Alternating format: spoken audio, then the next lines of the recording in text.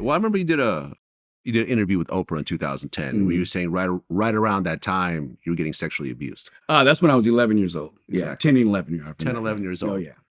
And this was like a family friend. Yeah, well, he was a family friend who became a publicist who did that. So, yeah.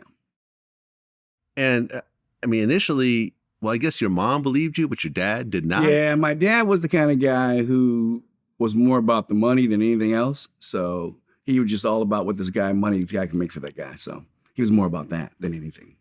My mom knew, she could see in my eyes the truth, so she knew. Yeah.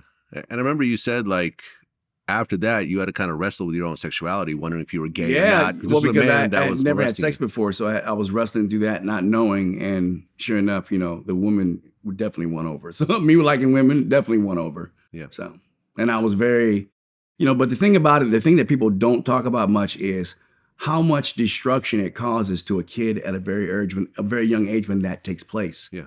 I think that, after watching that movie, Sounds of Freedom, you realize that, America is involved in some crazy stuff and kids get destroyed every single day. And it's very difficult for kids to make it back. I'm blessed to still be alive. Did anything happen to the guy? Was any charges pressed? Well, anything? At the time, we were supposed to report it to the police, but the show I was on did not want that to happen. Oh, they didn't want the bad press. They didn't want anything to do with that. Is the guy still alive? I don't know. Did you ever try to confront him later in life? You don't want to see me. I don't want to see him because if I see him, it's going to be, I'll be locked up somewhere. So I don't want anything to do with it. Yeah, fuck that guy. It's better just to leave people alone like that. Okay. So, I mean, after that traumatic situation happened, you still stayed in the business. Still stayed in the business. By 78, you did Roots. Yep. The biggest miniseries of all time. Yes. It was nominated for 37 Emmys. It won 9. It won a Golden Globe and a Peabody. Oh, yeah. It was the record for the third highest rated episode of any type of television. Oh, yeah. And second most watched series finale in television history. Yeah. I was the only kid with dialogue in the whole show. Yeah? Everybody else was adults. I was the only kid with a lot of dialogue. But I'll tell you what was funny is it was at one point they ran out of black people in the show. So I think they even had me at one time to go, oh my gosh, we need a black kid way out there. They go, Todd, hey, we'll give you a little more money. Put a different clothes on and a hat and go way out there and stand. And I did.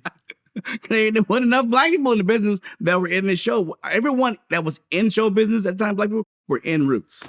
Oh, yeah. I mean, that was a phenomenon because, I mean, listen, 2023, everyone knows about slavery. Yeah. Everyone knows about this. But up until that time, there were no stories about slavery. That's Alex Haley started writing, I think, in Reader's Digest, started putting these little stories together, which turned into a book, which ultimately turned into the series. But up until that point, it wasn't being taught in school. People just thought slavery, I mean, they were really trying to brush it under the carpet. Oh, of course. And they're still trying to brush it under the carpet. Right. but that show was a turning point in American history. And here's the craziest part. If you remember watching that show, the things they said on that show, you could never say on TV today. Such as? The N-word. You can't say that anymore. But if the show was on that TV, you can say it in the movie, but you can't say that on TV. Huh. That was said on TV. Yeah. Yeah, man. It was a great series. I know that was it Will Packer tried to remake it. I tried to watch it, but it was just not work. It was just wasn't. Shout out to Will, man. I fuck with Will, but not he didn't do it justice the way the first one really. Yeah. We've interviewed John Amos before.